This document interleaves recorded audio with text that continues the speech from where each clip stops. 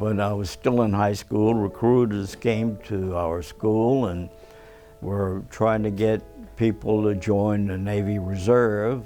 I chose it because I guess the recruiters came over there, and I had 2 or 3 of my buddies that said, yeah, let's do it.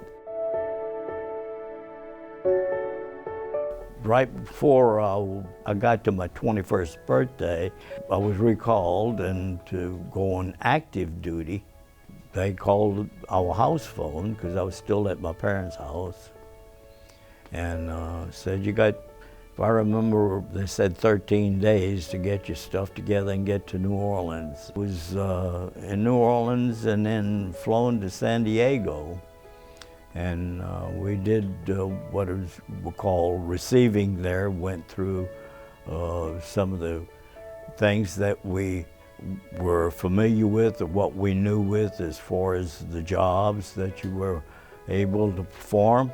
From there, we went up to Tongue Point, Oregon, and boarded a ship which was the USS LST 772. It had been in mothballs, as they rephrase it, since World War II. We had to get it all cleaned up, and then I had to start working on all the engines and all the gun turrets, everything else that was involved with getting the thing recommissioned and back into service. And then from there, we went down to San Diego.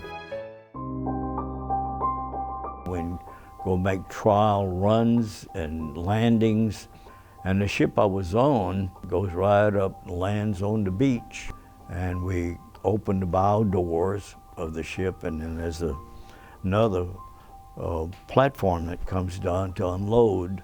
There's 2 decks on an LST. There's the lower tank deck they call and the upper main deck, and we could carry trucks and tanks and troops and everything on this ship.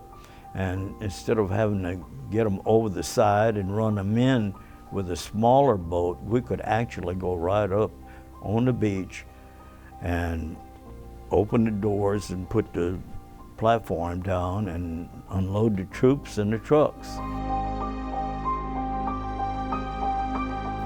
I had been working in a radio shop since I was 10 years old, so I had a lot of electronics background. My job was to keep all of the electronics operating, know how to use them and know how to repair them. And we carried a lot of spare parts on the ship for anything that went bad. But we didn't have an awful lot of electronics because this was still fairly new. There was no GPS on the ship or anything like that. We had what is called a low RAN. We had radio out in certain parts of the country that would send out a signal, and I had another one here and another one here that formed a triangle. And when you were in that triangle, you measured the time signal from this one to this one, time signal from that one and this one, and then you could calculate where you were at in the ocean.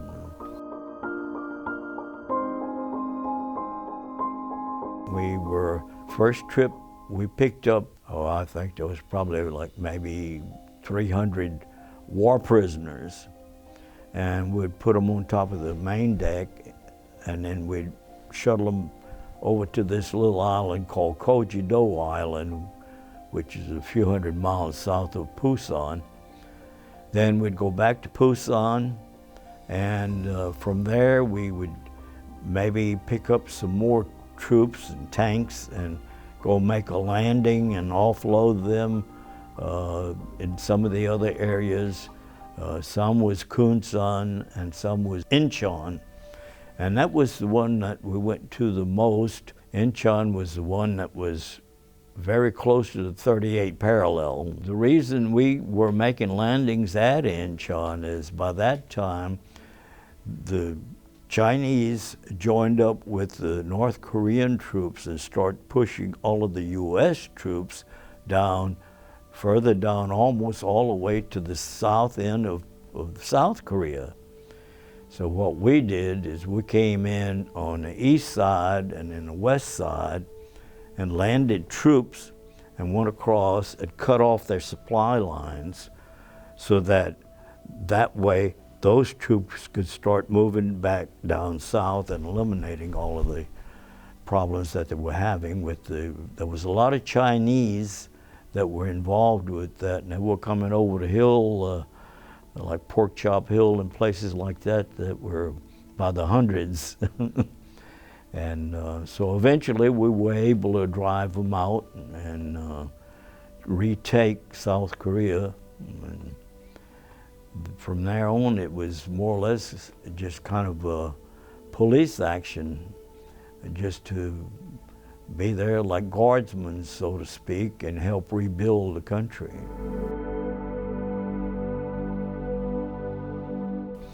I was the one that was the male man on the ship, if you want to call it, and I had to, a lot of times, we were out anchored in the bay. Well, they'd take me ashore in one of our boats, and I'd pick up the mail and then come back and distribute it.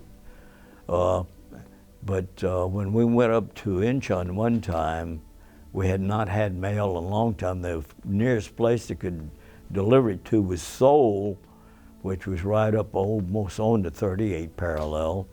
And I had to go up there and pick up the mail, and they sent me up there in an army truck in the back of it. And there's a lot of mountains and hills there, and every now and then there was a little whizzing going through the truck sides, so I was a little afraid. The bullets were just probably snipers that were hidden in places, and once we passed that, they couldn't shoot anymore, but maybe there was some more further up.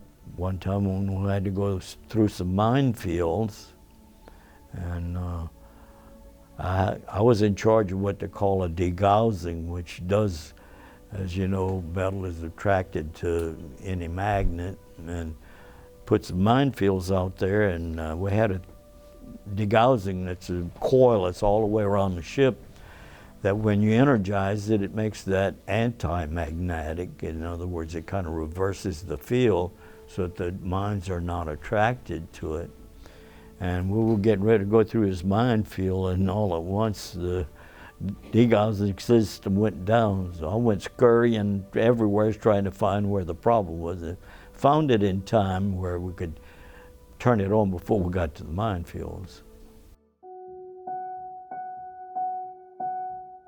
There was very little excitement about anybody on returns. It was just a lot of them said, "Where you been? I hadn't seen you lately," you know.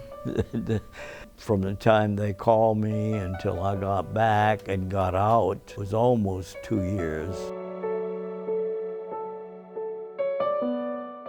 You seldom ever see anything that shows or portrays anything of the Korean War. Most important thing is to recognize that we did do our part, but I've seen in the last few years a substantial change in the attitudes of the younger generation, being more considerate and wanting to be more involved in things that pertains to veterans.